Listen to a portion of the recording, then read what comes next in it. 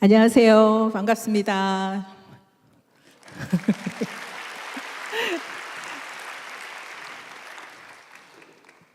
유가을 전도사라고 합니다. 오늘 사실 이 자리에 초청해 주셔서 큰 부담이 있었는데 오늘 준비 찬양을 함께 하면서 하나님 왜 저를 이 자리에 부르셨는지 깨닫게 됐습니다. 제가 청년 사역을 2006년부터 했는데 마치 2006년으로 돌아가서 제가 청년부에 처음 부임한 것 같은 그런 마음이 들면서 너무 행복하고 너무 감사한 자리에 불러주셨다는, 하나님이 제게 가라, 네가 제일 좋아하는 자리잖아, 이 청년들과 함께 있는 자리 말이야, 이런 음성을 찬양 중에 들려주셨습니다. 그래서 아마도 여러분을 위해서 제가 온 게 아니라 저를 위해서 오늘 여러분이 다 오신 것 같은 이런 마음이 들어서 너무 감사합니다. 여러분은 잘 모르실 수도 있는데 정말 외사랑으로 여러분을 많이 사랑해 왔습니다. 2014년에 제가 사랑의 교회 부임해서 NGO를 만들러 제가 사랑의 교회에 왔는데, 사랑의 교회 2014년도에 NGO를 사랑광주라고 하는 NGO를 만들고 2015년부터 청년 멘토링이라고 하는 프로그램을 했습니다. 혹시 들어보신 분 계실까요? 청년 멘토링? 한 분도 없으세요? 한 분 있는 것 같은데 2015년부터 해서 거의 1,300명 가까이 저하고 함께 멘토링을 했습니다. 그리고 20년부터는 노량진에 청년센터를 만들어서 저희가 무료 스터디 카페를 하고 있습니다. 이따 사역 소개할 때 설명해 드리겠지만, 그래서 올해까지 6만 명의 친구들이 저희 센터를, 청년들이 다녀갔고, 노량진에서 이제 공시 준비하거나 취업 준비하는 친구들이 와서 무료 스터디 카페 이용하면서 무료 급식도 먹고 월세 지원도 받고 여러 가지 사역을 함께 하고 있어서 새삼 제가 깨달은 것은 저 아직도 청년하고 같이 있구나. 그리고 여러분, 제가 너무 사랑하는 우리 청년분들을 오늘 드디어 이렇게 면대면으로 만나는구나, 이런 감사한 마음으로 여기 서게 됐습니다. 그래서 오늘 저는 여러분하고 사랑의 교회에서 이웃사랑을 어떻게 하고 있는지 나누려고 하고, 그 다음에 우리 안에 있는 이웃뿐만 아니라 우리 바깥에 있는 이웃들은 또 어떻게 섬기고 있는지 나누려고 하고, 그러면 나는 어떤 식으로 내 이웃을 사랑하고 섬길 수 있을까, 이런 고민을 함께 나누려고 합니다. 오늘 본문 말씀 한번 읽기 전에 알아서 나오시는데요. 우리 함께 한번 합독해 볼까요? 시작.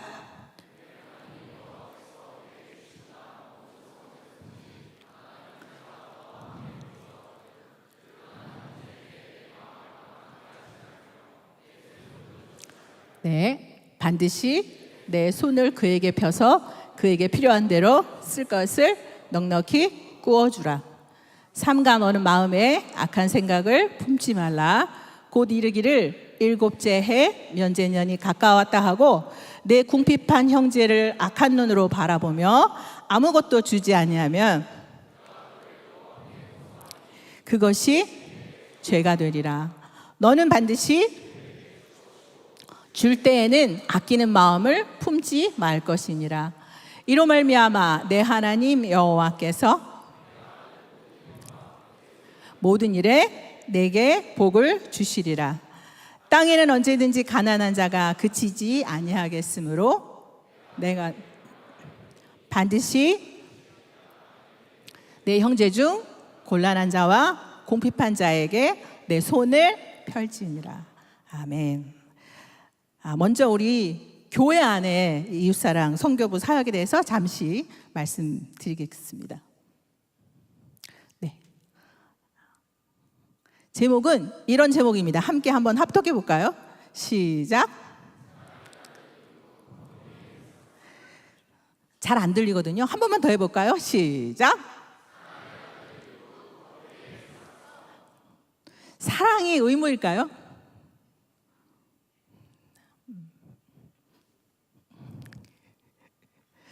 사랑이 의무인가요? 네. 이 점에서 조금 마음이 불편할 수도 있는데 하나님께서 사랑이 의무라고 과연 말씀하시는지 오늘 여러 가지 사역 나눔과 말씀을 통해서 함께 살펴보려고 합니다. 우리 이웃사랑 선교부가 언제쯤 만들어졌을까요? 혹시 한 분만 대답해 보실래요? 앞에 계신 분. 언제쯤 생겼을 것 같아요? 1992년에 생겼습니다. 언 30년이 넘었습니다. 저희가 몇 년 전에 30주년 행사를 했습니다. 그러니까 이웃사랑 선교부가 사랑의 교회가 처음 생기면서부터 아주 열심히 사역을 해왔다는 것을 아실 수 있을 겁니다. 우리 이웃사랑 선교부 사역 PPT를 준비했는데 보여주시겠어요? 네. 감사합니다. 저희 봉사자 규모가 상당히 많이 됩니다. 거의 740명 가까이 되는데 현재는 부서가 8개 부서고요.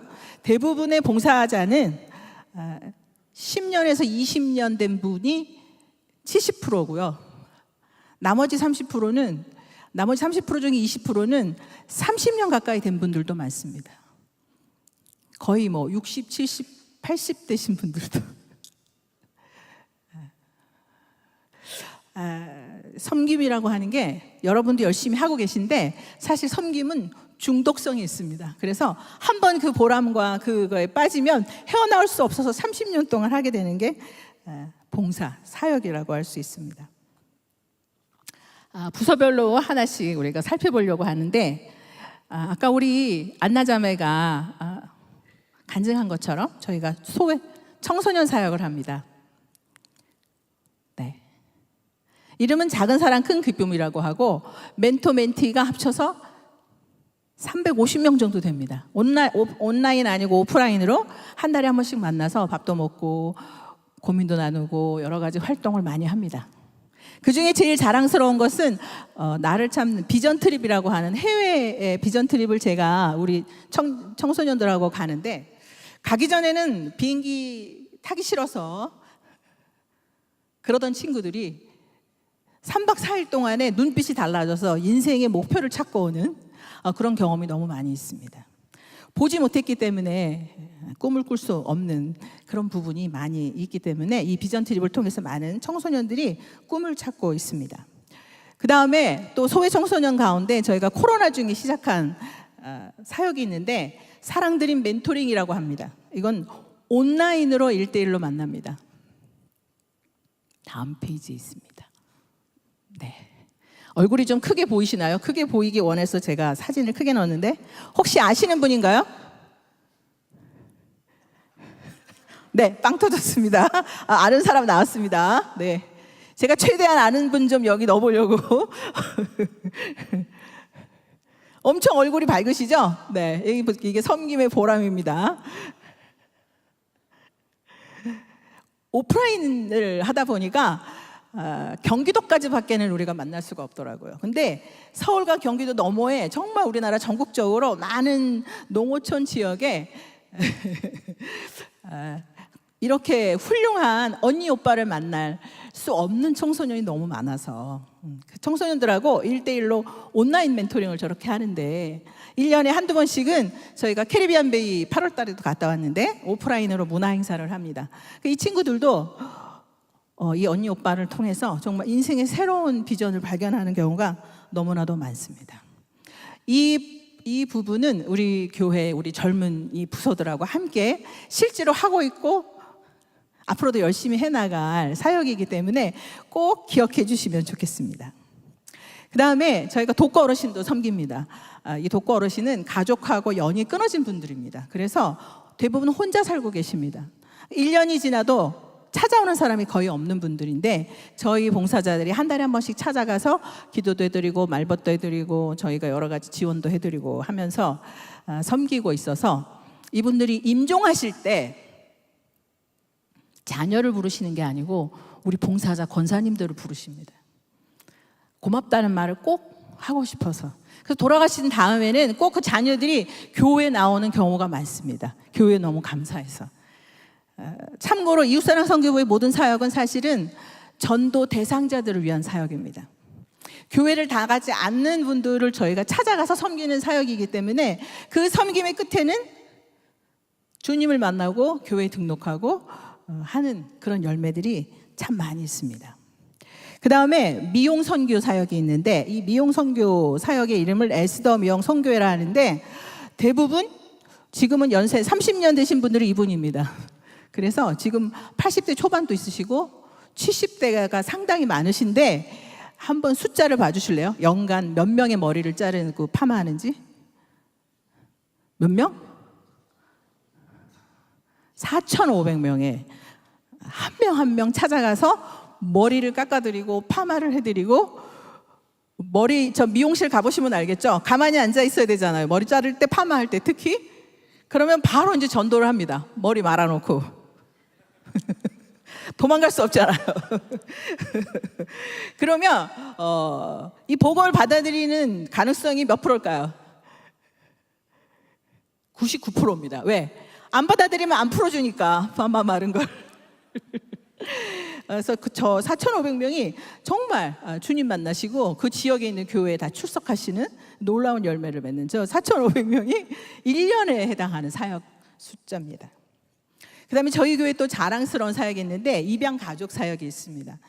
요즘은 이제 불임 가정도 많기 때문에 사실 입양을 많이 하긴 하는데, 입양 아이를 키운다는 게 보통 어려운 게 아니에요. 저희는 이제 공개 입양 가정이기 때문에, 그래서 정말 주님의 마음으로 입양을 해서 가정에서 그 아이 성인 될 때까지 키우시는 귀한 가정들의 모임입니다.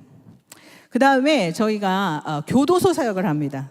소망교도소라고 하는 여주에 있는 기독교 교도소인데, 이 섬김은 매주 한 번씩 갑니다.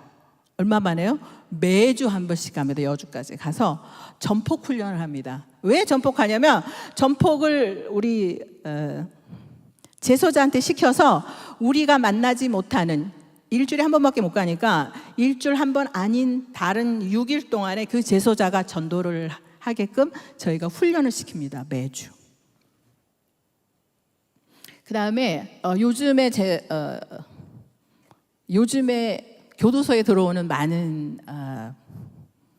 이유들이 뭐 게임 중독, 도박 중독, 이 젊은 세대가 많습니다. 그래서 마음이 어려운 경우가 많아요. 그래서 저희가 미술 치료 통해서 심리 치유 프로그램을 또 매주 한 번씩 하고 있습니다.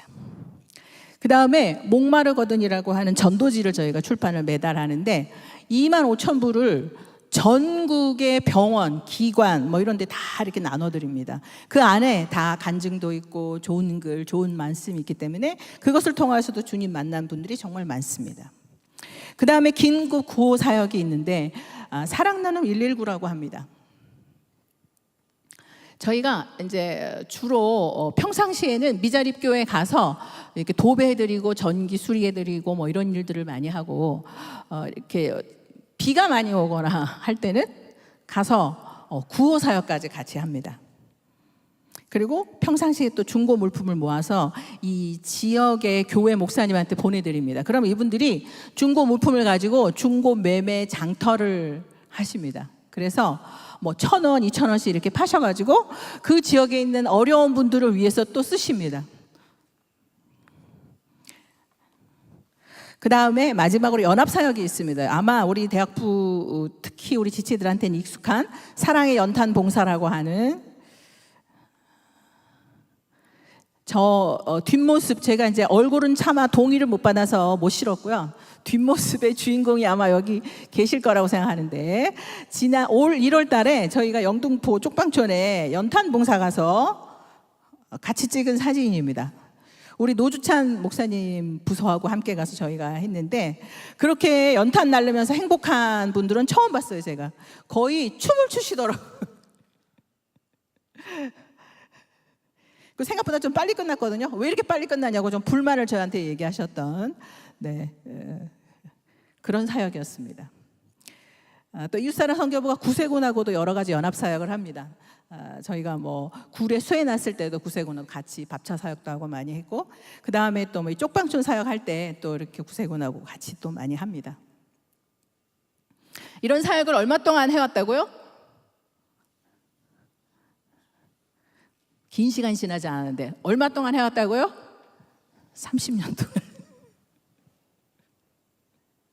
이 중에 여러분이 함께 하실 수 있는 사역이 있을까요? 없을까요? 있죠? 네, 꼭 기억해 주시기를, 뭐라고 찍지는 않겠지만 기억해 주시기를 부탁드립니다. 그 다음에 사랑의 교회에 이웃사랑 섬김 중에 북한 사역이 있습니다. 북한과 중국 사역. 첫째는 우선 이제 대북 사역. 원래 저희 사랑광주리가 2014년 12월에 만들어졌는데 원래는 국제구 개발 NGO로 만들어졌지만 북한을 먼저 돕자. 그래서 북한 사역을 먼저 시작했습니다. 그래서 주로 저희가 처음 시작한 것은 많이 우리 북한 친구들이 배가 고프다 그래서 저희가 저기 애기들 보시면 죽을 먹고 있습니다. 저 죽은 뭐냐면 쌀을 압축해서 뜨거운 물만 부으면 죽이 됩니다. 불이 필요 없습니다. 북한은 연료가 없기 때문에 우리가 쌀을 줘도 밥해 먹을 불이 에너지가 없습니다. 그래서 정말 기도 중에 하나님이 어떤 중소기업을 만나게 하셨는데 이 중소기업이 쌀을 압착해서 그냥 뻥튀기처럼 꺼내면 이거 뜨거운 물만 물면은 죽이 되는 환자식으로 유아식으로 만들었는데 그분을 AT센터에서 만나가지고 저희가 북한 사역을 위해서 필요하니까 같이 하자고 이렇게 제안을 했는데 그분이 나중에 알고 보니까 자기 꿈이 선교사였다고 말씀하시더라고요.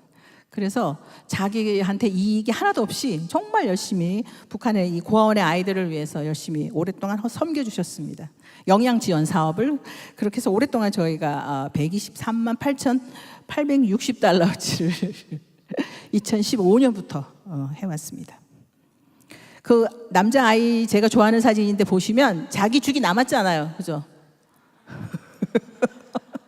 많이 남았어요. 이 정도면. 근데 옆에 거의 다 먹어가는 자매의 죽을 지금 침 흘리고 있는 거 보이시죠? 저거 먹어도 이제 금방 배고프니까 저희가 주는 게 매일 주는 게 아니었기 때문에 우리 아이들 계속 배가 고파하고 있습니다. 지금도 사실은 북한에 이제 저희가 섬기는 고아원의 아이들은 배고파하고 있습니다. 그 다음에 저희가 하고 있는 사업이 돼지 농장 사업인데 왜 돼지 농장을 하게 됐느냐면 이 북한 분들의 소원은 뭐냐면 기름기를 한 방울이라도 먹어보는 게 소원입니다. 이 지금처럼 추석이 되면 당에서 뭐를 주냐면 식용유를 한 병씩 줍니다. 작은 식용유를. 그럼 그걸 한 숟가락씩 먹으면 이게 유일한 단백질, 기름기 공급원이에요. 근데 코로나 지나고 지금까지 오면서 이 배급이 다 끊겼어요. 그러니까 평생 기름이 뜬 거를 먹어볼 수 없는 그런 삶을 살고 있어서 고기 한번 먹어보는 게 소원이라는 거예요. 그래서 이제 저희가 그래요? 그러면 돼지를 키워서 돼지를 잡아서 지원을 해드리자. 그래서 저희가 저 예쁜 돼지, 깨끗한 돼지 보이시죠? 네, 저 돼지를 키워서 한 마리씩 고아원에 한 마리씩 잡아서 보냅니다. 한 달에 한 마리씩. 그럼 배부르게 먹겠죠? 그 다음에 저희가 이제 농업 분야에 지원을 합니다. 우물도 파고 채소 종자도 주고 농업용 비닐 방막도 주고 해서 농사 질 수 있는, 왜냐면 북한은 비닐이 귀해서 농사 질 때 비닐을 한번 깔면 그걸 5년, 6년, 10년 동안 재활용한대요. 또 걷었다가 다음 해에 또 뿌리고 또 하고, 그러니까 너덜너덜해져서 도저히 어떻게 쓸 수 없을 때까지. 그래서 그러다 보니까 가뜩이나 땅에서 이제 수확량이 작은데 잡초 때문에 이제 식물이 채소가 자라지를 못하는 거예요. 그래서 저희가 이 비닐 방법, 너무 좋은 비닐을 4억 원어치를 이렇게, 여기 4억 원어치입니다. 이게 이렇게 보냈던 그런 사업입니다. 그 다음에 의료 지원 사업이 있는데 저희가 아무래도 이제 약이 없습니다. 북한에. 그래서 대부분 돈을 주고 사는 약은 없습니다. 저의 특기는 주로 많이 가지고 계신 분들한테 가서 후원 좀 해주세요 해서 이제 후원 받아오는 게 제 특기입니다. 주로 제약회사나 뭐 약국을 크게 하시는 분들이나 이런 분들을 찾아가서 이렇게 약이 없어, 이렇게 고통받고 있으니 좀 도와주세요, 이렇게 하면 이렇게 도와주십니다. 그래서 저희가 도운 금액이 82만 2천 달러 정도 저희가 도왔다는 이야기고요. 그 다음에 북한에도 남한에서와 똑같이 긴급 구호를 합니다. 왜냐하면 여러분 아시는 것처럼 수해가 너무 많이 납니다, 북한에. 왜요? 산에 나무가 없기 때문에. 그 농사 지어놓으면 비만 한 번 오면 싹 쓸려 내려가고 먹을 게 없어요. 정말 배고프게 살고 있거든요. 그래서 저희가 이제 비가 많이 오면 집이 다 잠겨서 다 나와야 돼요. 그러면 이렇게 쌀쌀한 때 같은 때, 지금 같은 때는 바깥에서 맨몸으로 잘 수 없잖아요. 그러면 주로 이불 같은 거를 한 분당 하나씩 이렇게 지원해드리고는 합니다. 그 다음에 이제 여기도 학원이나 애육원이 고아원입니다. 고아원 시설 개선도 합니다. 그 다음에 사실 이거는 새로운 트렌드인데, 평양이 여러분처럼 젊은 세대에서 제일 인기 있는 게 뭐냐면 원두 커피입니다. 저희가 차린 커피 가게입니다. 언젠가 통일이 되면 여러분 평양에 가셔서 사랑 광주리 카페에 가실 수 있는데, 저희가 좋은 원두를 전 세계에서 이렇게 잘 갖다가 공급해 주는데, 젊은 친구들은 뭐 아무리 이렇게 정보를 가린다고 해도 다 노출돼 있기 때문에 원두커피 좋아하고 한국 드라마 좋아하고 뭐 이렇게 살고 있어서 아마 무력이 아니라 어느 한순간에 이 다음 세대가 우리도 저 나라들처럼 자유롭고 풍족하고 편안하게 살고 싶다, 어쩌면 그런 것 때문에 스스로 무너져서 통일이 될 수도 있겠다, 이런 생각을 많이 하게 됩니다. 그 증거가 저렇게 카페가 된다는 거.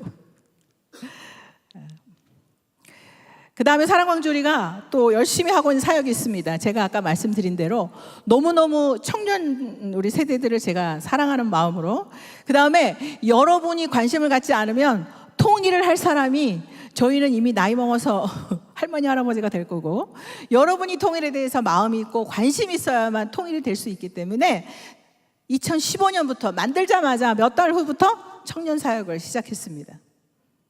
그렇게 해서 만들어진 게 사랑광주리 청년 멘토링입니다.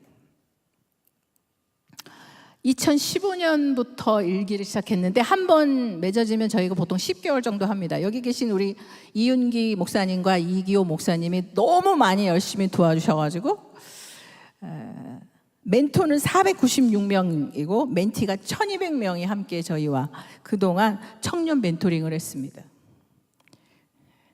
아마 이걸 들어보지 못하셨다면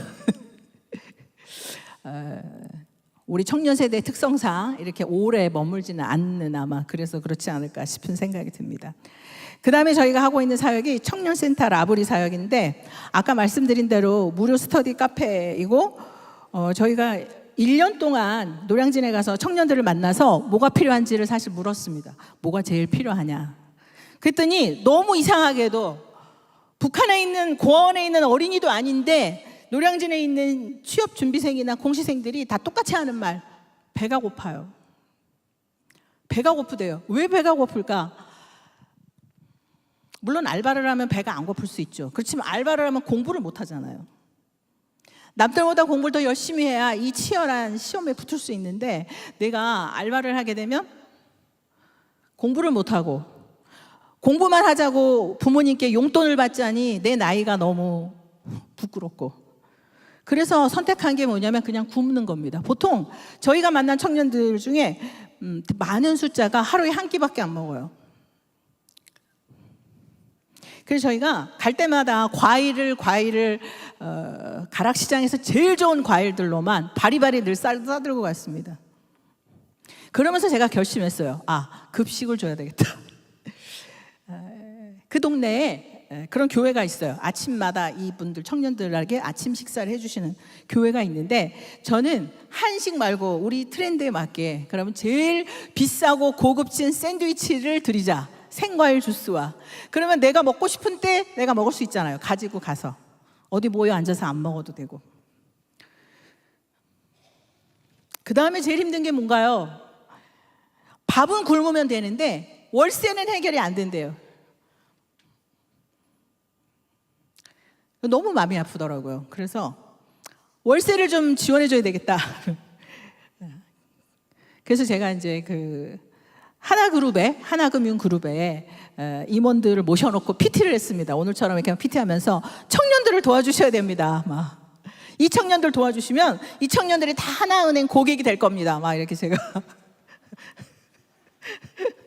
그렇게 설득을 했는데 설득이 됐어요. 그래서 1년에 1억씩, 최근에는 1억 5천만 원씩 계속 주십니다. 청년들 먹이라고. 그래서 이게 열심히 저희 센터에 오면 특히 경찰 공무원이 아주 잘 합격 많이 합니다. 네, 저희가 좀 합격률이 높아요. 왜냐하면 무료지만 저희 시설이 아주 좋고, 그 다음에 저희가 정말 기도로 섬기고, 어려울 때마다 또 저희가 상담소가 있어요. 뒷장에 보시면 청년 마음 상담소라고 저희가 지금 3년째 하고 있는데, 무료 상담소입니다. 물론 그렇지만 최고의 상담사들이 자기 시간을 내서 일주일에 하루씩 자기 시간을 내서 자기 시간을 드리는 겁니다. 자기 월급을 포기하고 오셔서 우리 상담사 집사님 권사님들이 섬겨주십니다.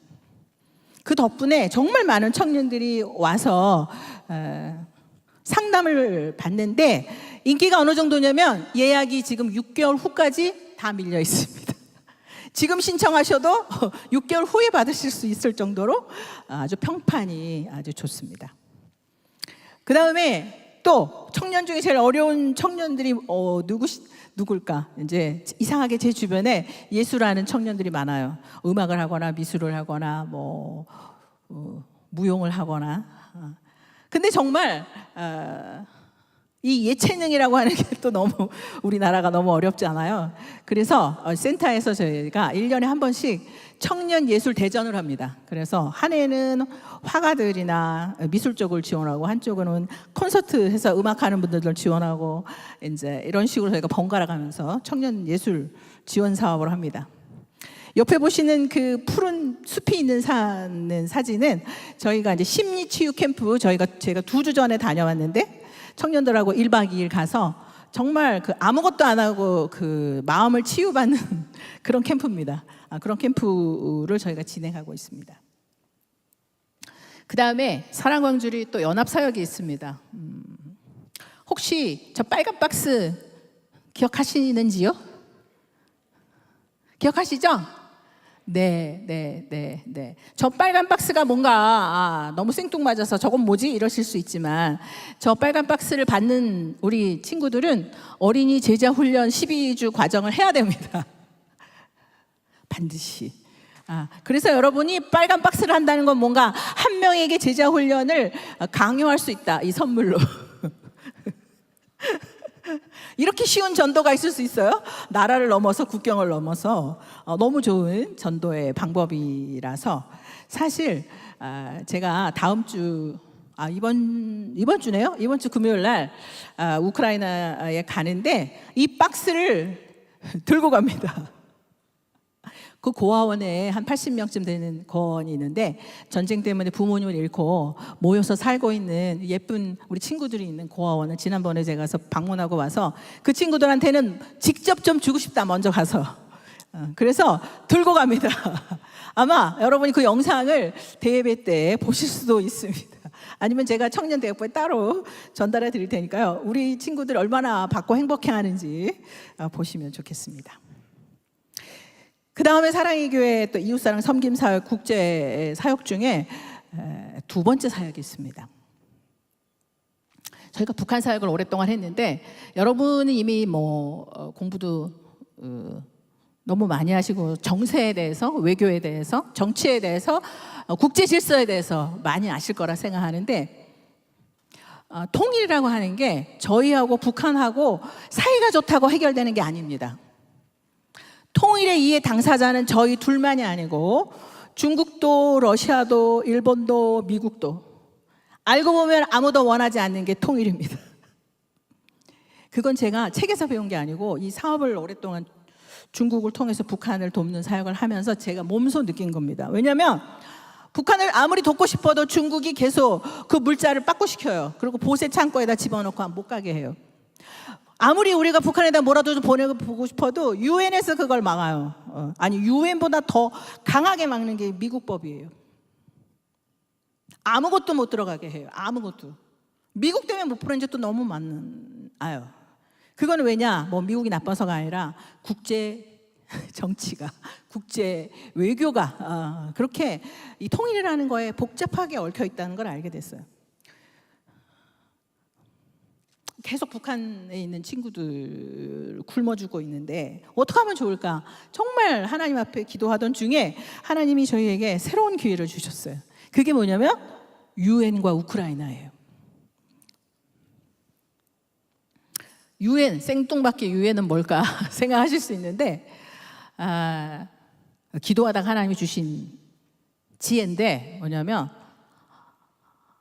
하나님 어떻게 하면 도울 수 있어요? 어떻게 하면 도울 수 있어요? 제가 이제 막 어떻게 해도 갈 길이 없으니까 한국에서 돕겠다는 분들은 많이 있고 물건도 제가 많이 갖고 있는데 보낼 길이 없는 거예요. 그래서 정말 몇 날 며칠을 울면서 기도했는데 하나님이 그런 마음을 저한테 주시는 거예요. 가라. 미국도 뭐라고 할 수 없는 그런 힘을 키워서 가면 되잖니. 에? 무슨 말일까?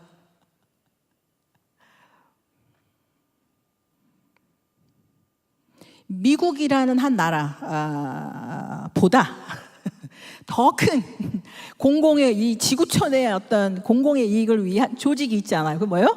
유엔이잖아요. 유엔에 가입을 해야 되겠다. 이런 지혜를 기도 중에 하나님 주셨어요. 그래서 이제 계속 그때부터 떠들었어요. 유엔에 가입해야 되겠다. 사랑광줄이 유엔에 가입해야 되겠다. 그랬는데 정말 하나님이 너무 때마침 미국 분을 저희 상임이사님으로 이렇게 보내주셔가지고 미국 분이 저보다는 미국 유엔 사정에 더 정확히 알 수 있잖아요. 그래서 저희가 만 2년 이상 노력해서 유엔에 가입을 했습니다. 사랑광주리가 유엔 경제사회 이사회의 특별 협의적 지위를 2022년 10월 달에 취득했습니다. 이건 좀 박수를 쳐야 되는데. 네. 유엔에 관심 많은 분들은 들어가셔서 한번 쳐보시면 GFI라고 저희가 이제 영문 이름은 Good Friends International인데 거기에 대북 지원 분야의 특별 협의적 지위로 등재가 되어 있습니다. 유엔에 우리가 가입해서 유엔의 사업을 하려면 유엔의 파트너가 돼야 되는데 유엔의 파트너가 되는 길은 국제 사역을 해야 됩니다. 국제 사역을 해야 됩니다. 그렇겠죠? 그런데 그때 마침 우크라이나 전쟁이 났습니다.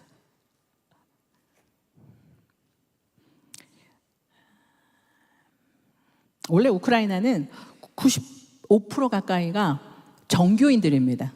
러시아 정교인들입니다. 그런데 여러분 상상할 수 있는 것처럼 러시아하고 우크라이나하고 싸우고 있잖아요. 그러면 러시아 정교의 사제는 러시아 편이겠어요? 우크라이나 편이겠어요? 자기 양들은 다 우크라이나인이지만 자기는 월급은 어디서 받아요? 모스크바에서 받잖아요. 러시아 정교니까. 그래서 뭘 했냐면 러시아 사제들이 스파이 짓을 했어요. 전쟁 동안. 그걸 우크라이나의 성도들이 다 한 거예요.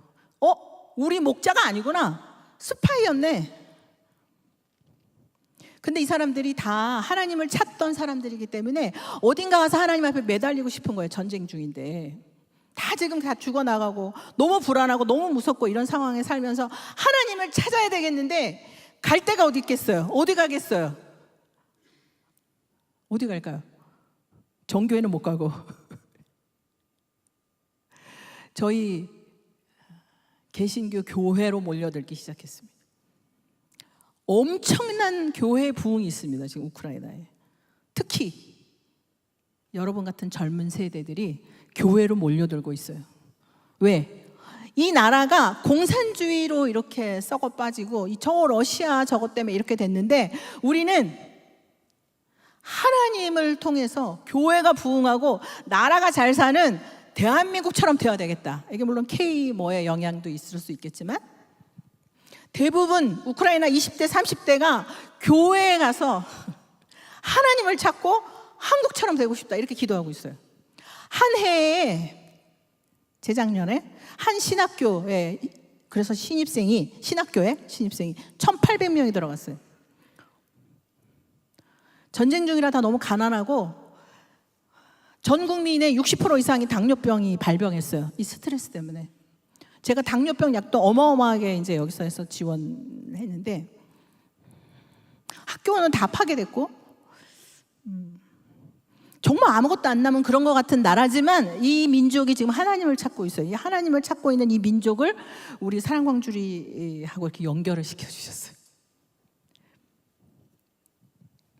그래서 저희가 지금 우크라이나에 보시면 작년 3월부터 저희가 지원 시작했는데 지금까지 42억 원어치 약, 휠체어, 교육용 PC, 뭐 장애 아동용 교육 시설, 긴급 구호 식품 이런 것들을 지원했습니다.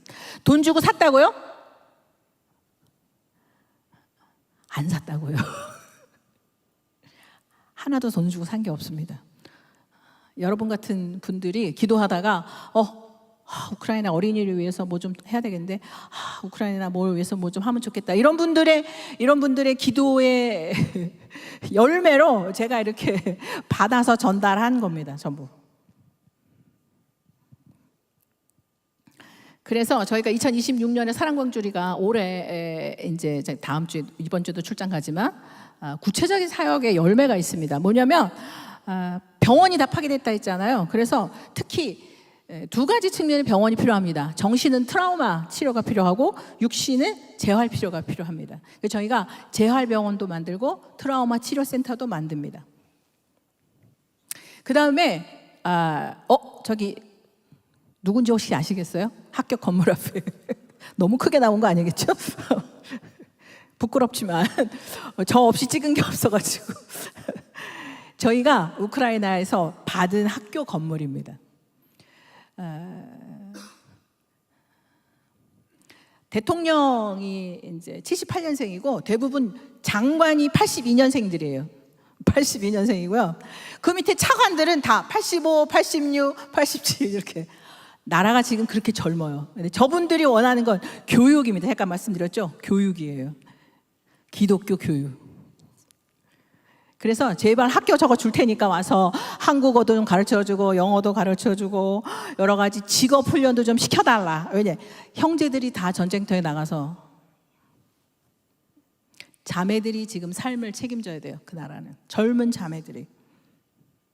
남자들이 하던 일까지 다 맡아서 해야 돼요. 지금. 그래서 제가 아까 청년들 너무 사랑한다 했는데 저 학교에서 제가 우리 젊은 분들 모시고 아마 직업훈련 할 것 같아요. 자매들을 많이 모시고 물론 형제들도 계시지만 대부분은 많이 전쟁터에서 목숨을 잃었습니다. 이렇게 사랑의 교회 또 사랑광주리 뭐 이런 사역들은 이렇게 너무 또 어찌 보면 너무 어마어마한 사이즈처럼 이렇게 펼쳐져 가고 있습니다. 그럼 저하고는 무슨 상관이 있나? 저는요 그냥 평범한 사람인데 저는요 가진 것도 별로 없고 제가 이제 우크라이나 막 이렇게 얘기하면 우리 권사님들이나 집사님들이 이래요.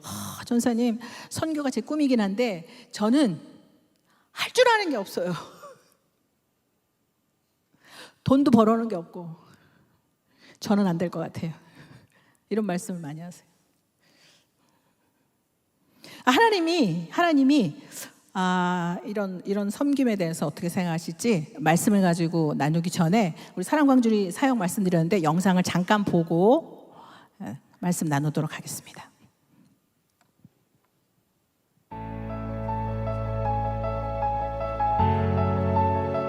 2004년이었던 것 같아요. 원산 쪽에 있는 그 고아원을 방문해서 그 처참한 현실을 보고 그들을 살려야 되겠다는 생각이 나에게 있어서 그것이 하나님의 부르심이 아니었나 생각합니다. 물자를 식량을 공급해 준 것들도 있었지만 좀 더 근본적인 걸 해결하자 그래서 유현 농장, 돼지 300마리 키우는 사역이라든가 아이들에게 그 이유식으로 사용할 수 있는 그 병원 환자들이 먹을 수 있는 영양죽, 전반적으로 식량을 제공하는 그런 일을 지금 하고 있었죠. 우리가 지금 하고 있고.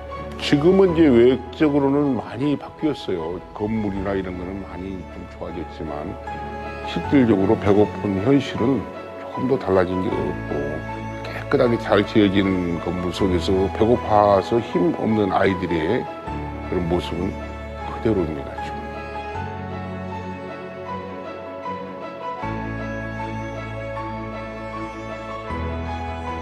지속적으로 이렇게 도와줬을 때 어느 교회, 어느 성도, 어떠한 사람들이 우리를 돕고 있다는 걸 다 알아요. 모르는 것처럼 나타내지 않지만. 그래서 자연적으로 예수 믿는 사람들이 좋은 사람들이고 그들이 자기들을 그래도 유일하게 돕는다는 걸 다 알게 됩니다. 저와 식사를 할 때는 만나는 사람 모두가 기도해 주시라요. 그래야 밥을 먹습니다 라고 이렇게 얘기합니다. 그만큼 많이 복음이 이렇게 보이지 않는 그런 방법을 통해서 깊숙이 전달되고 있다. 저는 그렇게 믿습니다. 지난 8년간 사랑광주리는 기도와 물질로 동역하시는 후원자님들과 함께 피 흘림 없는 복음적 평화 통일을 위해 진심으로 헌신하고 북녘 땅의 영혼들을 위해 전심으로 섬기며 달려왔습니다. 코로나 바이러스도 하나님의 일하심을 멈출 순 없었습니다.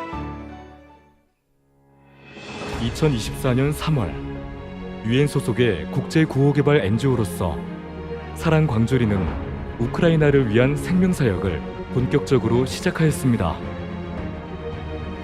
전쟁으로 무너진 병원에 29억 원 상당의 부상자 치료를 위한 의약품과 의료기기를 직접 지원하며 젤렌스카 영부인 재단을 통해 사랑의 교회 성도들의 기도와 사랑을 전달합니다.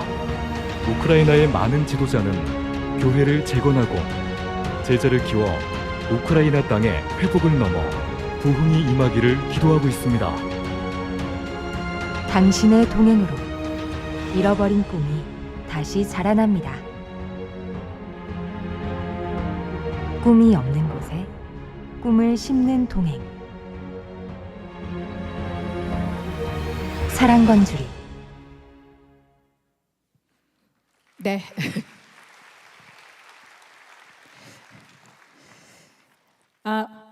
나가시는 길에 저희 사랑광주리 소개 브로셔가 있으니까 한 번씩 보시고 기도해 주시면 감사하겠습니다. 네. 아까 본문 말씀을 가지고 이제 말씀 속에서 내가 그러면 어떻게 섬길까? 제가 말씀드린 대로 사실 나는 그냥 평범한 보통 사람인데 나는 내 문제도 해결 못하고 이렇게 살고 있는데 굳이 내가 남을 도와야 되나? 나부터 좀 어떻게 해결을 하나님이 해주시면 그러면 나도 남을 도울 수 있을 것 같은데 지금은 저한테 그런 말씀 하지 마세요. 저한테 그런 말씀 하는 분들 꽤 많이 있어요. 제가 취업이 되면 할게요. 제가 돈을 좀 모으면 할게요. 제가 승진을 좀 하면 할게요. 제가 몸이 좀 건강해지면 할게요. 지금은 아니에요 라고 말씀하시는 분들 꽤 많아요. 오늘 신명기 말씀을 통해서 하나님은 뭐라고 말씀하시는지 함께 살펴보기 원합니다. 가난한 사람들이라고 하는 소설이 있습니다. 가난한 사람들. 어떤 이야기냐면 어떤 50대에 늙은 공무원이 있어요. 그리고 아주 아리따운 10대 후반의 자매가 있어요. 이 늙은 그럼 저도 늙은 건데 늙은 공무원이 어린 먼 친척 소녀를 흠모합니다. 그래서 정말 가난한 사람들이에요. 둘 다 너무너무 찢어지게 가난한 사람들인데 자기의 쓸 돈, 이거 자기가 먹을 거를 아껴서 여분으로 하는 게 아니라 먹을 거를 아껴서 이 자매한테 사탕을 이렇게 한 움큼 선물을 합니다. 어떤 날은 내가 옷을 팔아서 그 자매한테 줄 화분을 선물합니다. 어떤 사람이 내 마음에 들어오면 그렇게 해주고 싶은 게 정상이잖아요. 내가 뭔가 좋은 거 해주고 싶잖아요. 내 거 희생하면서라도 그런 마음이 들어서 이렇게 하는데 결국은 너무 가난하기 때문에 이 남자는 이런 자책을 하게 됩니다. 나처럼 가난한 사람은 누구를 사랑할 자격이 없는 것 같다.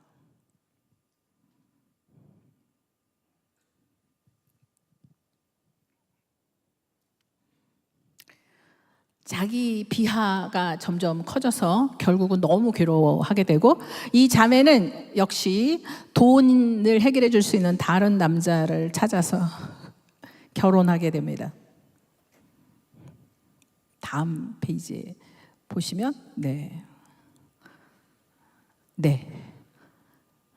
그 소설에 보면 이런 글이 나옵니다. 다음 거 눌러주시면 나올 겁니다. 가난은 수치일까요? 수치가 아닐까요? 가난은 수치가 아닙니다. 하지만 가난한 나를 바라보는 다른 사람의 시선은, 그 눈빛이 참 수치스럽습니다. 내가 느낄 때. 이 주인공이 하는 고백입니다. 그래서 어떤 사람은 이렇게 말합니다. 가난은 인간의 존재를 침식하는 조건이다. 호주머니가 가벼운 게 아니고, 내가 호주머니가 가벼울 때 오는 나 스스로의 비하감, 그건 다른 사람의 시선으로부터, 공동체의 어떤 비교로부터 오는 것이기 때문에, 이 소설은 사람은 가난하지만 사람은 가난해도 사람으로서 존중받아 마땅하다, 이게 이 소설이 말하고 있는 주제입니다. 이 소설을 쓴 사람 혹시 아시는 분? 문학 전공하신 분 안 계신가요? 세계적인 문호 도스토옙스키의 처녀작입니다. 20살 때 썼던 소설입니다.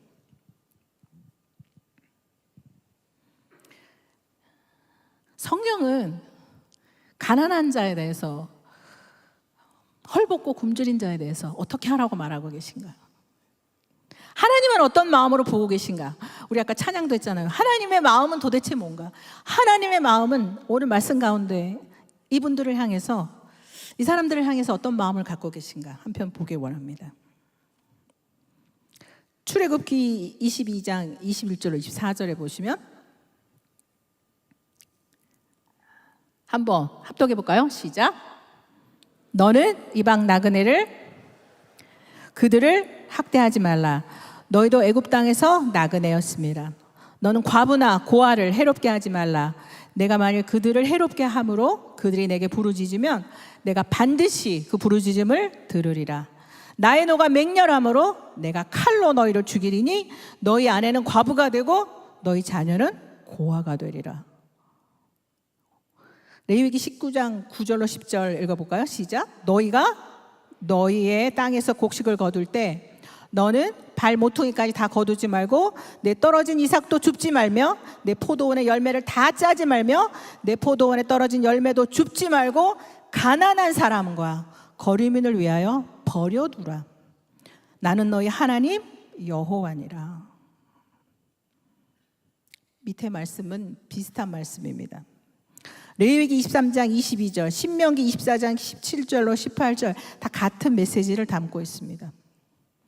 가난한 자를 위하여 다 베지 말고 남겨놔라. 그들을 존중하고 그들을 사랑해라. 이렇게 보면 하나님이 나보다 정말 이 가난한 사람들을 너무 편애하시는데, 저는 이런 느낌이 들었어요.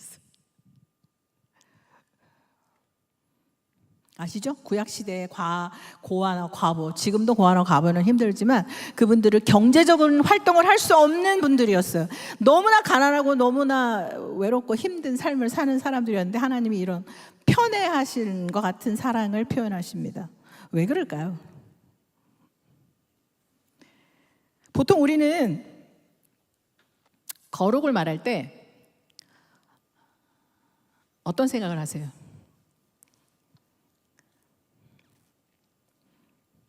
나 외에 다른 신을 섬기지 말라. 내가 하나님하고 관계를 맺는 어떤 거룩함을 생각합니다. 내가 하나님의 자녀로서 언약 백성이 됐기 때문에 내 삶에서 지켜야 하는 많은 것들, 구별돼야 하는 것들, 믿지 않는 사람과 달라져야 하는 것들에 대한 그런 생각들을 많이 합니다. 그게 뭐라고요? 하나님과 나와 관계에 있는 거룩성, 그걸 거룩의 수직성이라고 합니다. 해볼까요 한번? 거룩의 수직성. 수직적인 거룩함이라는 거죠. 오늘 말씀해 보니까 거룩에는 수직만 있는 게 아니라 가난한 사람을 향한 우리의 의무가 있다는 걸 알게 됩니다. 이걸 거룩의 수평성이라고 합니다. 한번 같이 해볼까요? 시작. 거룩은 내가 하나님 앞에 거룩한 것만 있는 것이 아니라 또 뭐가 있다고요?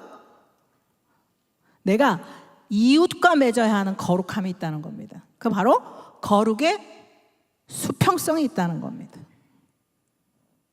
내가 하나님과의 관계가 좋아요. 큐티하고 내가 리더하고 내가 삶 속에서 열심히 11조 드리고 열심히 내 시간 관리하고 내 개인적으로 하나님 앞에 드리는 이 거룩함, 이걸로 충분하다고 하나님 말씀하신다고요? 다른 또 거룩함이 있다고 말씀하신다고요? 또 다른 거룩함이, 하나님이 요구하시는 또 다른 거룩함이 있다는 것을 오늘 말씀을 통해 주님 우리에게 가르쳐주고 계십니다. 거룩의 어원적 의미는 거기 나와 있죠? 뭐라고 돼 있다고요? 거룩의 어원적 의미는 분리와 다름입니다. 나는 세상으로부터 구별됐다는 겁니다. 여러분 다 세상으로부터 구별되신 분들 맞죠? 대답이 자신이 없는데, 세상으로부터 구별되신 분들 맞죠? 주님의 자녀가 맞으시죠? 언약 백성이 맞으시죠? 하나님과의 거룩함을 지키고 계신 분들 맞으시죠? 그런 우리에게 하나님은 오늘 말씀을 통해 뭐라고 말씀하시나? 거룩함에는 나와 맺는 너와 나의 1:1 관계만 있는 것이 아니야. 내 이웃을 향한 거룩함, 일상 속의 거룩함, 그것이 나의 명령이야, 너의 의무야 라고 오늘 말씀하고 계신다는 겁니다. 오늘 본문 말씀에 보면 7절부터 11절까지 말씀이 있는데, 제가 여러분 보시기 좋으라고 색깔을 표현했어요. 7절에 보면 아까 우리가 읽었지만 한번 7절 읽어볼까요? 자, 시작. 내 하나님 여호와께서 내게 주신 땅 어느 성읍에서든지 그 가난한 형제에게 뭐 해라? 내 마음을 완악하게 하지 마라. 또 내 손을 움켜쥐지 말아라. 말씀이 이렇게만 쉽게 표현되어 있으면 우리가 다 알아들을 것 같아요. 제가 이 말씀을 고른 이유가 너무나 쉽게 뭘 해야 되는지 너무 정확하게 성경이 말씀해 주시기 때문에 제가 골랐습니다. 8절에 뭐라고 말씀하십니까? 반드시 내 손을, 같이 읽어볼까요? 8절 시작. 그에게 필요한 대로 쓸 것을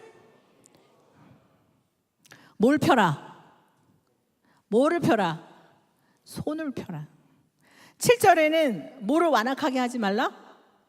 마음을. 9절 읽어볼까요? 시작. 삼가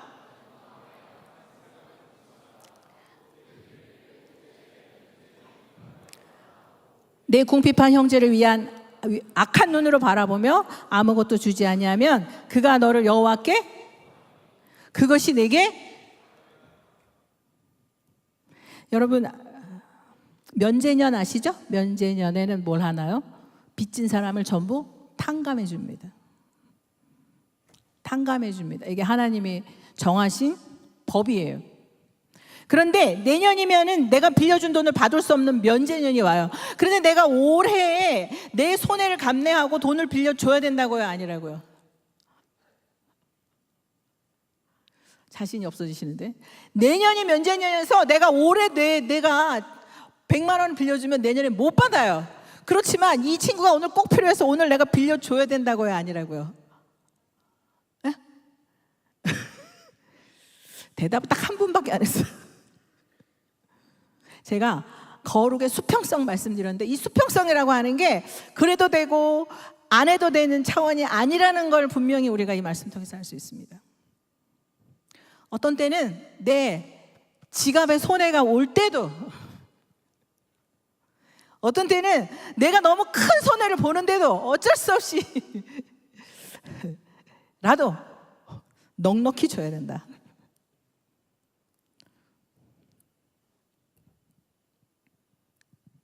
손과 마음과 눈을 말하고 있습니다. 눈을 말하고 있습니다. 서로 우리 눈 좀 바라봐 주실래요? 자, 마음도 바라봐 주실래요? 손도 좀 바라봐 주실래요? 눈과 마음과 손이 거룩한 이 거룩함을 일상 속에서 수평적인 거룩함을 지킬 준비가 되신 것 같아요? 옆에 계신 분? 한번 이렇게 우아래로 훑어봐 주실래요?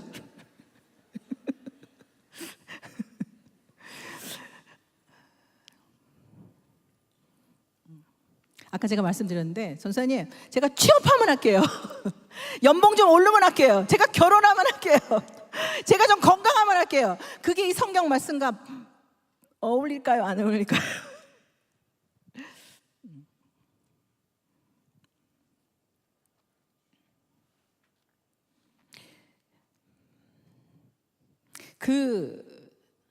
이 거룩함은 그래서 공동체의 거룩함입니다. 어떤 사람도 너무 가난해서 자기 존재가 침식당하지 않는, 내가 너무 가난해서 너무 부끄러워서 혼자 외톨이로 살지 않는 그 누구도 소외되지 않고 공동체의 일원으로서 하나님의 은혜를 누릴 수 있는 그 공동체의 거룩성, 하나님이 원하시는 공동체의 모습인 것을 알 수 있습니다. 그것을 가장 또 보여주는 것이 바로 안식년입니다. 안식년. 아까 말씀드린 대로 이 안식년은 모든 공동체가 농사 안 짓고 쉬는 거잖아요. 그죠? 네, 다음 페이지에 있습니다. 네. 안식년만큼은 한번 읽어볼까요? 시작. 그렇습니다. 자, 마르바던의 말이 나와 있는데 우리 한번 천천히 읽으면서 묵상해 보면 좋을 것 같아요. 자, 읽어볼까요? 시작. 우리의 모든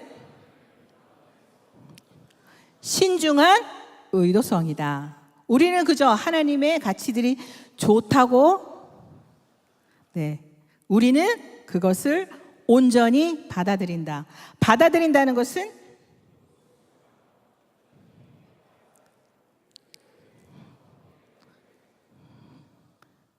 아멘이시죠? 아멘이시죠? 이렇게 할 수 있는 이유가 뭘까요?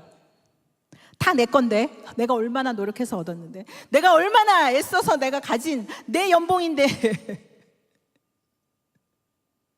못 받을 줄 알면서 꿔주라고, 이 꿔주는 거에 주는 거예요? 표현은 꿔주라지만 못 받을 줄 알고 주는 거 그냥 주는 거잖아요. 어떻게 이렇게 할 수 있어요? 여러분이 누리고 있는 그 모든 것이 사실은 여러분이 노력해서 얻어진 게 아니라 여러분의 그 모든 것이 누구로부터? 하나님으로부터 왔다는 신앙 고백을 가질 때만 가능한 행동입니다. 어차피 주님이 안 주셨으면 나는 아무것도 가질 수 없었어요. 건강한 눈, 건강한 코, 건강한 입, 건강한 신체, 똑똑한 머리, 좋은 집안. 내가 노력해서 얻은 건가요? 아니요. 우리 인생에 내가 누리고 있는 그 모든 것은 그 어떤 것도 내 노력으로 얻어진 게 아닙니다. 하나님이 100% 나에게 선물로 주신 줄로 믿습니다. 그래서 하나님이 네 것을 넉넉하게 내어줘라 할 때 아낌없이 줄 수 있는 겁니다. 네, 그렇습니다. 하나님. 하나님이 주셨으니까 하나님 명령대로 제가 다 베풀겠습니다.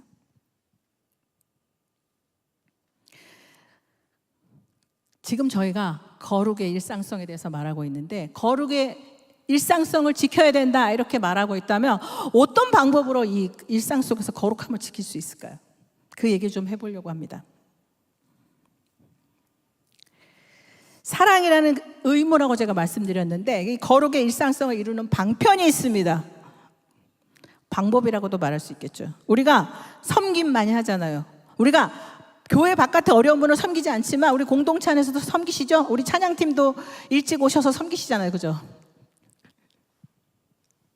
이 섬김에는 육체적인 섬김이 있습니다. 육체적인 섬김은, 육신적인 섬김은 섬겨야 되니까 섬기는 겁니다.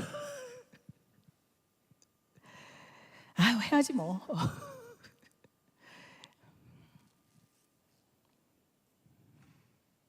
내 마음이 썩 100% 기꺼이 하고 싶진 않지만 분위기상 혹은 리더니까 어쩌다 보니까 리더가 됐네. 누가 최근에 이제 리더로 서임한 자매하고 이야기했는데 어쩌다 보니 리더가 돼가지고 리더 모임도 가야 되고 모두 헌신해야 되고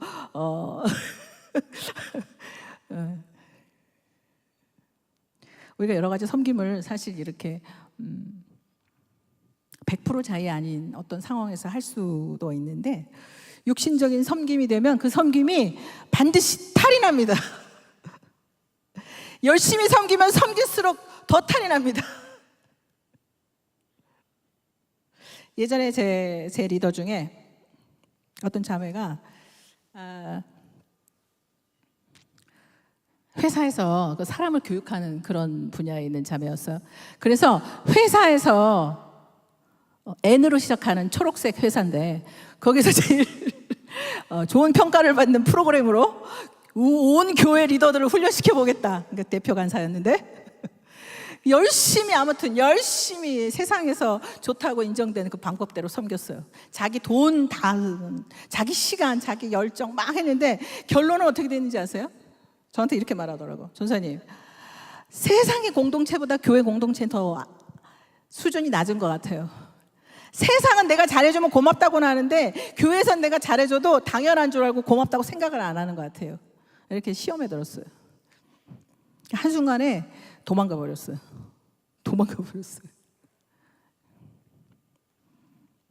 그래서 주님이 입으로는 주님을 시인하고 사랑한다 하면서 내 마음으로는 하나님을 가까이 하지 않는, 하나님부터 떠나 있는 섬김이라고 말씀하십니다. 이게 육신적인 섬김입니다. 육신적인 섬김과 반대되는 섬김이 있습니다. 뭘까요?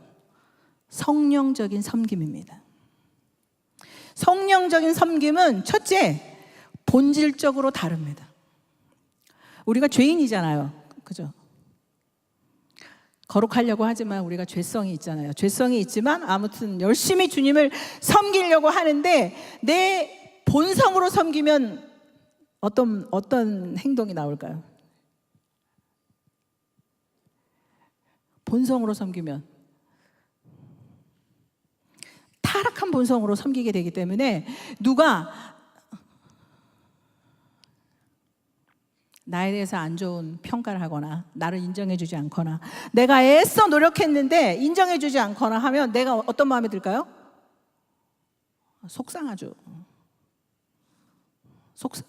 내가 우리 조언을 위해서 이렇게 열심히 준비하고 내가 이렇게 열심히 헌신했는데 안 알아주면 너무 열받고 짜증나죠. 내가 왜 섬기는 거야 도대체. 그런데 여러분, 성령이 주시는 본성으로 섬기면 어떻게 될까요? 성령의 본성은 어떤 걸까요? 희생이겠죠. 섬김이겠죠. 낮아짐이겠죠. 여러분, 예수님이 십자가에 못 박혀 피 흘려 돌아가셨을 때 뭘 잘못하셔서 머리에 그 긴 못을 박으신 거 아니잖아요. 채찍 맞고 침뱉음 당하셨는데 뭔가를 잘못해서 그러신 거 아니잖아요.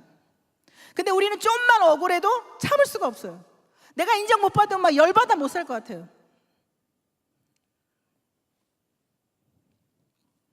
둘째는 동기가 다릅니다.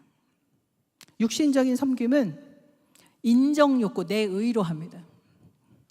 제가 최근에 어떤 그분하고 좀 아까도 만나고 왔는데 저한테 이렇게 얘기하더라고요. 선생님, 제가요 이 사역을 위해서 한 달 동안 금식 기도했어요. 한 끼씩. 어떤 응답이 왔거든요. 역시 하나님은 저를 사랑하세요. 왜? 제가 한 달 동안 금식 기도 매일 했으니까.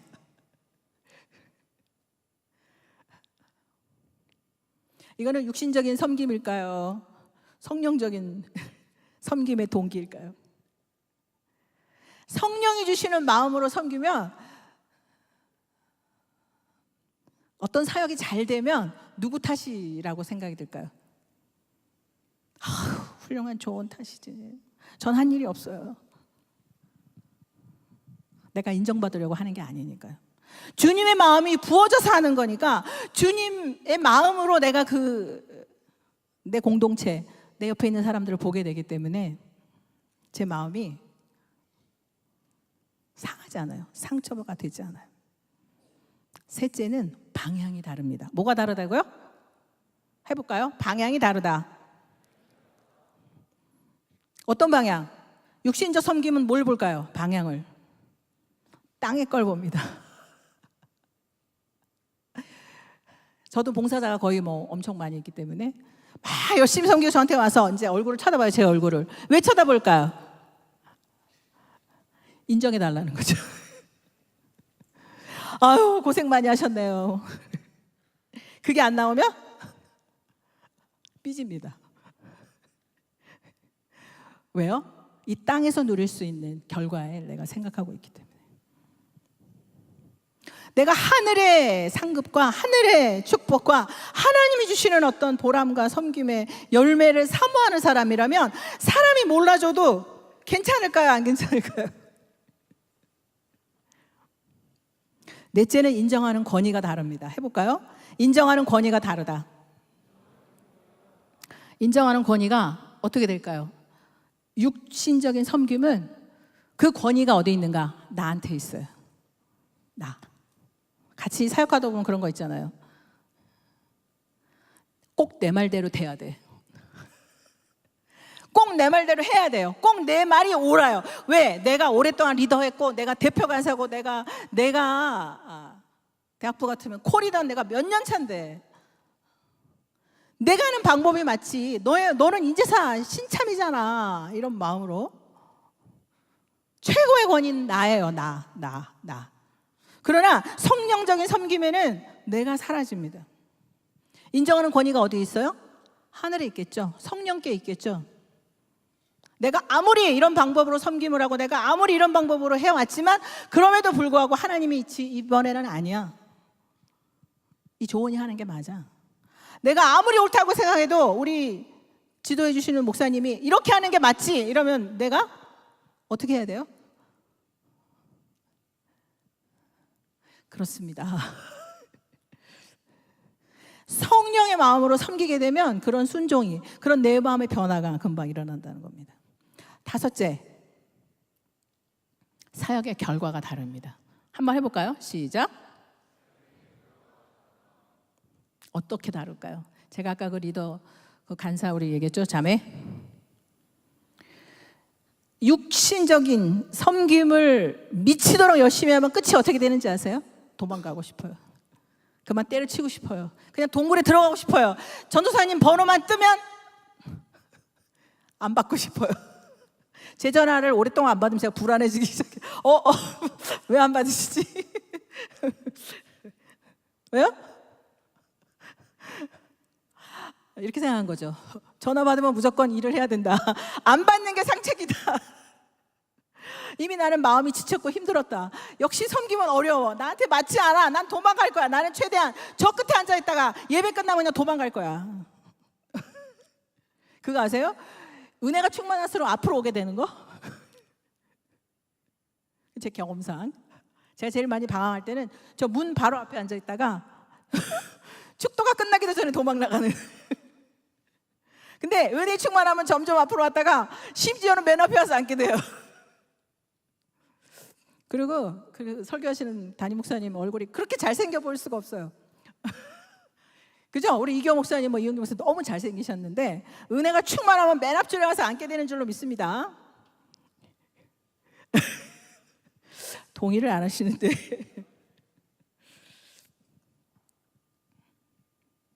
제가 제 얘기 하나만 하려고 합니다. 사실 제가 저희 아들 둘이 대학부여서 아마 여기 어딘가 지금 찾지는 못했는데 어딘가 숨어서 앉아 있을 거라고 저 생각하는데, 제가 중학교 때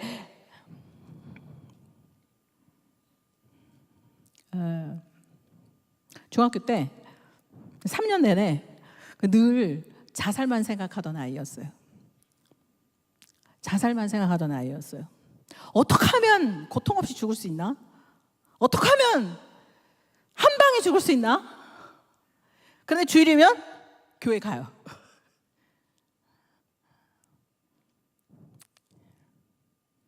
심지어 대예배 반주자예요. 빠질 수가 없잖아요. 주일 오후에 예배까지 앉아서 반주해야 되는데. 근데 하루 종일 죽고 싶은 생각밖에 안 들어요. 어떻게 하면 죽을 수 있지? 맨날 뭐 찾아봐요. 책 찾아보고 여기 물어보고 막 이렇게 막. 오로지 그 생각밖에 없어요. 그 시작은 이랬습니다. 제가 여기 선능력 근처에 중학교가 하나 있어요. 제가 그 중학교로 뺑뺑이로 갔는데 그 중학교는 불교 중학교입니다. 그래서 미션 스쿨에서 성경을 가르치듯이, 요즘은 못 가르치지만 법적으로, 저 어렸을 때는 불경을 가르쳤어요. 매일 조회처럼 불경을 가르쳐주고, 가르쳐주는 게 끝나면 쪽지 시험을 봅니다. 20문제. 저는요, 어렸을 때부터 한 학급이 60명이면 60명 중에 꼭 제가 이렇게 인정을 받아야 돼요. 선생님한테. 가을 일로 와봐. 아우 예쁘네. 아우 너무 잘하네. 이렇게 칭찬을 받는 거에 너무 제가 좋아하던 아이였어요. 그래서 교회를 다니고 있는데도 불경 시험을 제 양심으로는 빵점을 맞아야지 되는데 빵점을 받으면은 모범적이고 성실한 학생이 아니잖아요. 칭찬을 못 받잖아요. 제가 굳이 이건 신앙과 상관없다. 이건 학교 수업이다. 그리고 100점을 맞았어요, 매일. 그리고 미치겠는 거예요. 도대체 나라는 존재는 뭔가?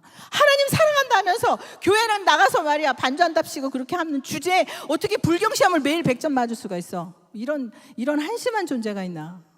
그런데 그 어린 나이에 어떻게 생각했냐면, 이걸 내가 끝낼 수 있는 유일한 방법이 뭔가 죽는 것밖에 없겠네. 학교를 자퇴한다는 생각은 못하고 어려서 또 제가 모범생이잖아요. 자퇴 이런 거 못해요. 조용히 사라질 수 있는 길은 뭔가? 내가 죽는 수밖에 없겠다. 조용히 죽어야 돼. 내가 이 사설로부터 벗어나겠다.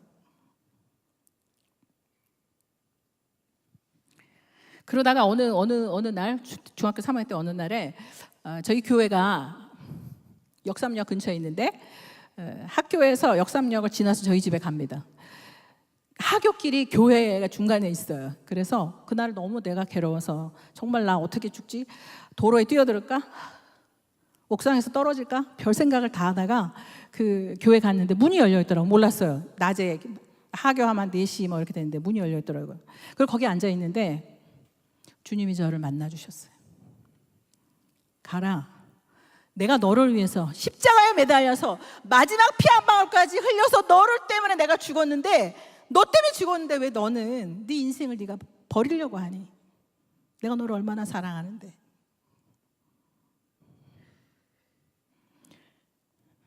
그 순간에 나를 위해서 목숨을 버리신,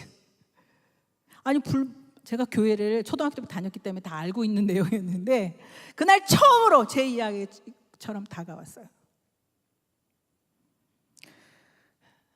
그렇게 구원을 받고 보니까 뭔가 하고 싶은 거예요. 뭔가 섬김이 하고 싶은 거예요. 뭔가만 하고 싶은데 제가 생각해낸 게 뭐냐면, 교회 청소를 해야 되겠다. 아무도 없으니까. 이상하게 평일 낮에는 아무도 교회 안 오더라고요. 그래서 그때부터 빗자루질하고 걸레질하고 매일 1시간에서 2시간 사이를 이렇게 청소를 했어요. 다 닦고 마무리 기도하고 집에 가. 그렇게 행복할 수가 없었어요. 너무 다행히도 아무도 안 만났어요. 담임 목사님도 모르고 사모님도 모르고 사찰 집사님도 모르고 아무도 모르는데 아무튼 저 혼자서 그 생 난리라고 맨날 청소하는 거예요. 그러다가 이제 겨울이 왔어요. 그런데 제가 이게 이제 오래 하니까 감동이 떨어지는 거예요. 더 험한 섬김을 해야 되겠다.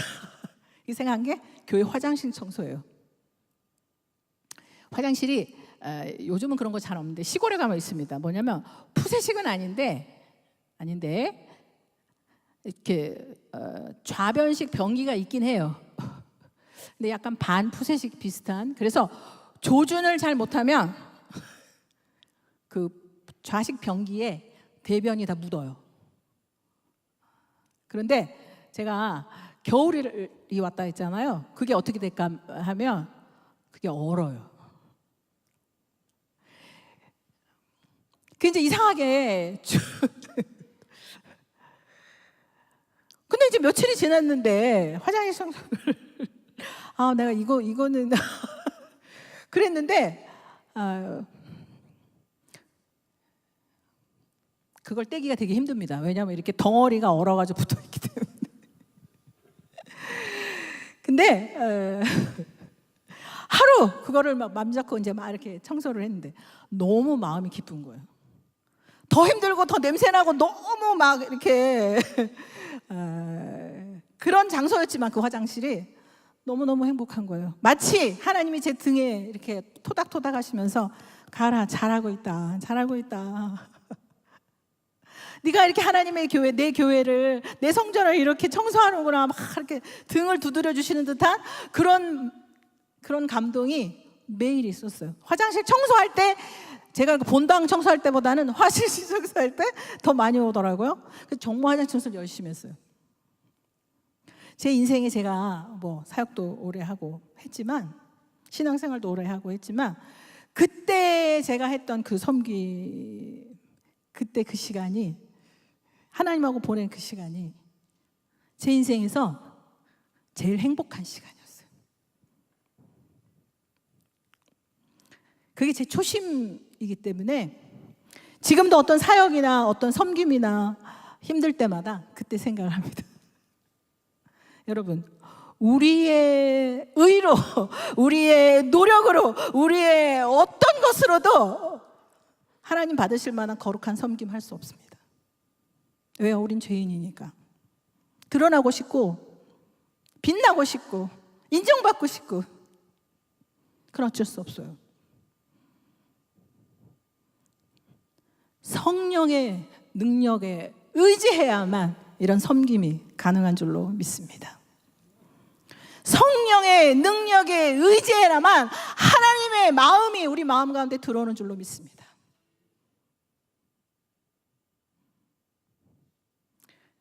제가 오늘 드린 그 많은 말씀들을 의무로 받지 마시고 하나님이 주시는 부탁과 사랑의 권면을 받으시면 좋겠어요. 그리고 꼭 도전해 보셨으면 좋겠습니다. 성령을 의지할 때 얼마나 신나고 행복한 섬김을 할 수 있는지, 제가 아까 30년 섬기신 분들 말씀드렸는데 30년 섬길수록 더 못 섬겨서, 어떻게 더 못 섬기나요? 어디 더 없어요? 더 하고 싶은데, 이런 마음을 주시는 건 성령께서만 가능하신 줄 믿습니다.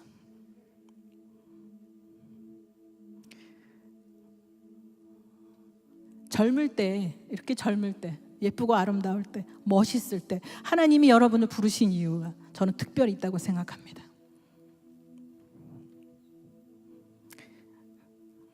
여러분은 모든 게 가능한 나이입니다. 여러분의 인생을 하나님한테 온전히 던질 수 있는 나이입니다. 거리낄 게 없습니다. 그게 청춘의 힘이고 젊음의 힘입니다. 만약 하나님의 마음이 느껴지신다면, 하나님의 부탁이 나에게 개인적인 부탁으로 오신다면 결단하시기 바랍니다. 순종하시기 바랍니다. 네, 하나님, 그렇게 한번 살아보겠습니다. 그렇게 한번 성령 하나님의 능력을 의지해 보겠습니다. 도와주옵소서. 그런 마음으로